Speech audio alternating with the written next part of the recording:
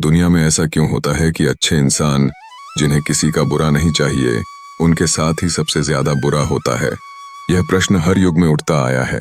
महाभारत के युद्ध भूमि में अर्जुन ने भी यह प्रश्न भगवान श्री कृष्ण से किया था।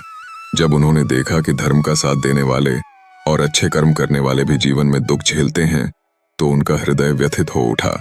इस सवाल का उत्तर भगवान श्री कृष्ण ने न केवल गीता के उपदेशों से दिया, बल्कि एक गूढ़ कहानी के माध्यम से अर्जुन को समझाया।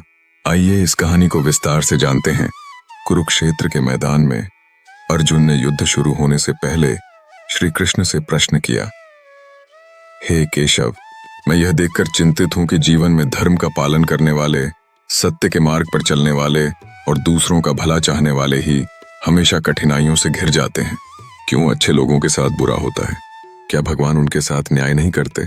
श्री कृष्ण मुस्कुराए और बोले, हे अर्जुन, यह प्रश्न गूढ़ है और इसे समझने के लिए तुम्हें एक कहानी सुनाता हूं। यह कहानी तुम्हारे सारे संदेहों को दूर कर देगी। ध्यान से सुनो। बहुत समय पहले एक छोटे से गांव में 3 सच्चे मित्र रहते थे।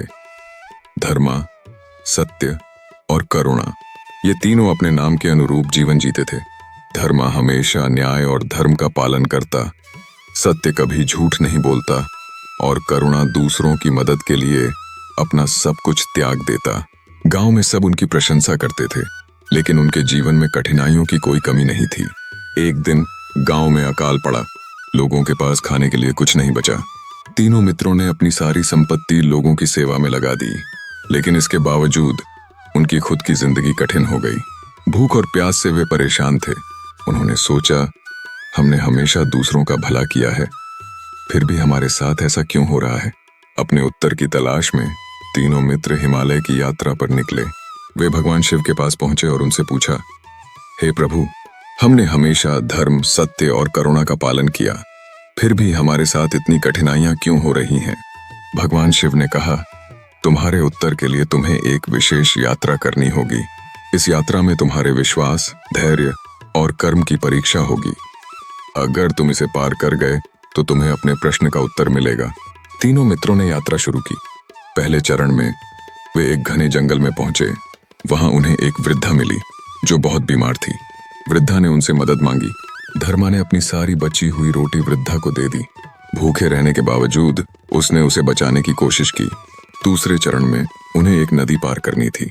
नदी के किनारे एक गरीब आदमी फंसा हुआ था। सत्य ने उसे बचाने के लिए अपनी नाव उसे दे दी और खुद तैरकर नदी पार करने की कोशिश की। तीसरे चरण में करुणा को एक भूखा बच्चा मिला। उसने अपने पास की आखिरी संपत्ति, अपना कंबल, उसे दे दिया। ठंड से कांपते हुए भी उसने बच्चे की मदद की। तीनों मित्र अब थक चुके थे। उन्होंने भगवान शिव को पुकारा।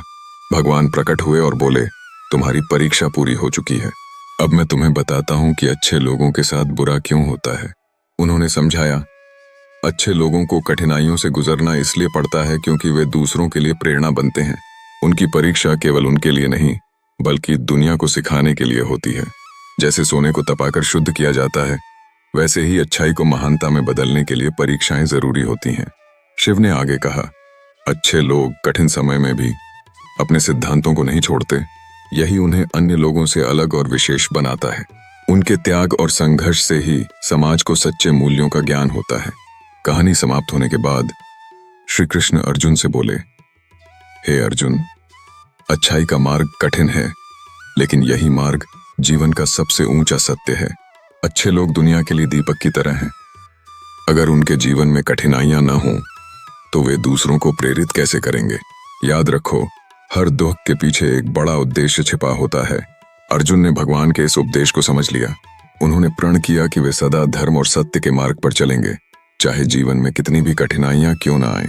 इस कहानी का संदेश ये है कि अच्छे लोगों के जीवन में कठिनाइयां इसलिए आती हैं ताकि वे दूसरों के लिए प्रेरणा बन सकें। उनका संघर्ष समाज को सिखाता है कि कठिनाइयों का सामना करते हुए भी अच्छे कर्म और सही रास्ते पर बने रहना कितना महत्वपूर्ण है। जीवन में चुनौतियां आती हैं, लेकिन वे हमें निखारने और महान बनाने का अवसर देती हैं। सार यही है कि बुराई कितनी भी हावी क्यों न हो, अच्छाई हमेशा विजयी होती है। कुरुक्षेत्र के मैदान में जब भगवान श्री कृष्ण ने अर्जुन को कहानी सुनाई, तो अर्जुन की आंखों में एक नई चमक दिखाई दी, लेकिन उसके मन में अब भी एक प्रश्न बचा था। वह श्री कृष्ण से बोला, हे माधव, यह तो ठीक है कि अच्छे लोगों की कठिनाइयां दूसरों को प्रेरणा देने और समाज को दिशा दिखाने के लिए होती हैं, लेकिन क्या यह उचित है कि वे अपने जीवन में इतना कष्ट सहें जबकि उनकी नीयत हमेशा दूसरों का भला करने की होती है? श्री कृष्ण ने एक गहरी मुस्कान के साथ उत्तर दिया, हे पार्थ, इस सृष्टि का हर नियम न्याय पर आधारित है। अच्छे लोग जिन कष्टों से गुजरते हैं वे उनके कर्मों का फल नहीं होते, बल्कि उनके आत्मिक विकास और दूसरों के उत्थान के लिए होते हैं। मैं तुम्हें एक और बात समझाता हूँ। इस संसार में अच्छाई और बुराई का एक संतुलन है। जब कोई व्यक्ति अच्छा कर्म करता है तो वह दूसरों के लिए प्रकाश का स्रोत बनता है, लेकिन उस प्रकाश को बनाए रखने के लिए उसे स्वयं जलना पड़ता है। क्या तुमने दीपक को देखा है? वह अपने चारों ओर रोशनी फैलाता है, लेकिन उसके लिए उसे अपनी बाती को जलाना पड़ता है। यही नियम अच्छे लोगों पर लागू होता है।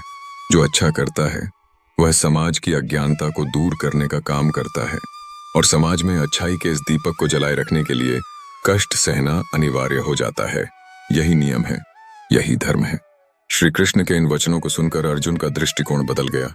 उसने महसूस किया कि जीवन में आने वाले कष्ट केवल एक साधन है जो किसी बड़े उद्देश्य की पूर्ति के लिए आते हैं। वह बोला, हे माधव, अब मैं समझ गया हूं कि अच्छे लोगों के साथ बुरा क्यों होता है। यह संसार को सत्य, धर्म और करुणा का महत्व सिखाने के लिए होता है।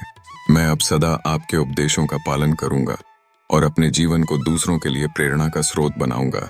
श्री कृष्ण ने अंत में अर्जुन को समझाया, हे अर्जुन, यह न सोचो कि अच्छे कर्म करने के बाद तुम्हें उसका प्रत्यक्ष फल तुरंत मिलेगा। अच्छे कर्म का फल तो आत्मा के उत्थान में छिपा होता है। जो लोग सत्य और धर्म का मार्ग चुनते हैं वे इस संसार में एक दिव्य उद्देश्य के साथ आते हैं। उनका कष्ट एक साधन है जिससे वे न केवल स्वयं को बल्कि पूरी मानवता को ऊपर उठाते हैं। इसलिए तुम कर्तव्य पथ पर अडिग रहो, अच्छे कर्म करो और फल की चिंता न करो। याद रखो, जो अच्छे लोग हैं वे इस संसार में परिवर्तन लाने के लिए चुने गए हैं। उनका जीवन केवल उनके लिए नहीं बल्कि इस सृष्टि के कल्याण के लिए होता है। इस उपदेश के साथ श्री कृष्ण ने अर्जुन को यह सिखाया कि जीवन में आने वाले कष्ट केवल परीक्षा हैं। अच्छे लोगों का कष्ट दूसरों को प्रेरणा देता है और उन्हें यह दिखाता है कि सत्य और धर्म का मार्ग कितना पवित्र और महत्वपूर्ण है। इस कहानी से हमें यह समझना चाहिए कि अच्छे लोगों के साथ बुरा इसलिए होता है ताकि वे दूसरों के लिए मिसाल बन सकें। जीवन में आने वाले कष्ट केवल आत्मा को निखारने का एक साधन है। सच्चे सुख और शांति का अनुभव केवल वही कर सकता है जो कठिनाइयों का सामना करता है और उनसे सीखता है।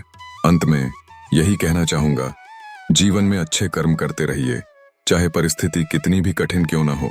अच्छे कर्म हमेशा सृष्टि के कल्याण के लिए होते हैं। इस प्रेरणादायक कहानी को सुनने के लिए आपका धन्यवाद।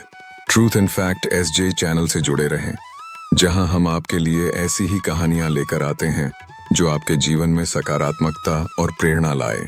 याद रखिए, अच्छाई की राह कठिन हो सकती है, लेकिन वह हमेशा फलदायक होती है।